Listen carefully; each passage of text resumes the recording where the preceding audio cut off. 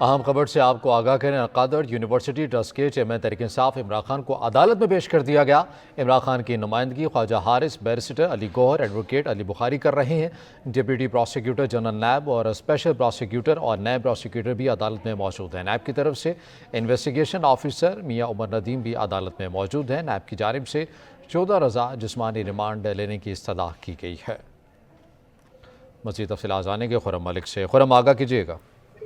جی بالکل ایسے ہی ہے جی کہ اس کیس کی سماعت القادر یونیورسٹی ٹرسٹ کیس کی سماعت ابھی جاری ہے، اور نیب کی جانب سے نیب پروسیکیوٹر نے عدالت میں 14 روزہ جسمانی ریمانڈ کی استدعا کی ہے، اور ابھی اس کے دلائل کا سلسلہ جاری ہے۔ جبکہ عمران خان کی جو وکلا کی لیگل ٹیم ہے انہوں نے 14 روزہ جسمانی ریمانڈ کی مخالفت کر دی ہے اور اپنے دلائل کا انہوں نے سلسلہ جاری رکھا ہے۔ تاہم نیب پروسیکیوٹر کا یہ کہنا ہے کہ ہمیں 14 روزہ جسمانی ریمانڈ دیا جائے تاکہ ہم ان سے ریکور کرنی ہے، ان سے ہماری رقوم اربوں روپے کی کرپشن ہے اس کو ریکور کرنا ہے۔ جبکہ نیب پروسیکیوٹر کا یہ بھی کہنا تھا عدالت کو کہا کہ اس کیس میں جڑے ہوئے دیگر لوگ جن میں زلفی بخاری اور بشرا بی بی شامل ہیں، ان سے بھی ابھی تفتیش کا سلسلہ شروع کرنا ہے۔ ابتدائی طور پہ ہمیں عمران خان کا 14 روزہ جسمانی ریمانڈ دیا جائے، اس کے بعد ہم اس ریمانڈ میں تفتیش کے عمل کو آگے بڑھاتے ہوئے اس کیس سے جڑے ہوئے دیگر محرکات کو اس کیس میں شامل تفتیش کیا جائے گا۔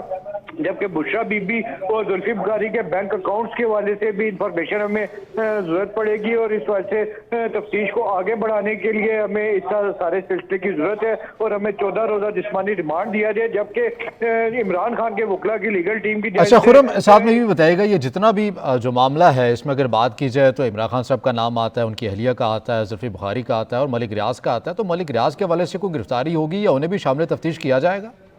جی اس وجہ سے ملک ریاض کے حوالے سے تو ابھی تک یہاں پہ دوران سماعت کسی قسم کا ذکر نہیں ہوا، لیکن جو اس کیس کے جڑے محرکات ہیں اس وجہ سے ان کا نیب پروسیکیوٹر کہنا ہے کہ تمام جتنے بھی اس کیس سے جڑے ہوئے لوگ ہیں ان کو شامل تفتیش کیا جائے گا، جس میں انہوں نے بشرا بی بی اور زلفی بخاری کا نام تو عدالت کے اندر لیا ہے لیکن ملک ریاض کا نام عدالت کے اندر نہیں لیا گیا۔ لیکن جو استدعا کی گئی ہے 14 روزہ جسمانی ریمانڈ کی، عمران خان کے وکلا کی جانب سے اس کی سخت ترین مخالفت کی گئی ہے اور اس پہ دلائل کا سلسلہ بھی جاری ہے۔ جبکہ عمران خان کے وکلا کی ٹیم کی جانب سے عمران خان کا میڈیکل کروانے کے لیے بھی استدعا کی گئی ہے۔ عمران خان کے وکلا کا کہنا تھا کہ عمران خان کی ٹانگ میں شدید سوجن ہے اور اس درد کے باعث سے یہ چلنے پھرنے سے بھی قاصر ہے، جبکہ ان کو دوران حراست لینے پہ تشدد کا نشانہ بھی بنایا گیا تھا اور اس حوالے سے بھی ان کا میڈیکل کرانا لازمی ہے۔ تاہم اسی کی گئی ٹھیک ہے خرم، بہت شکریہ، آپ تمام تفصیلات سے آگاہ کر رہے تھے۔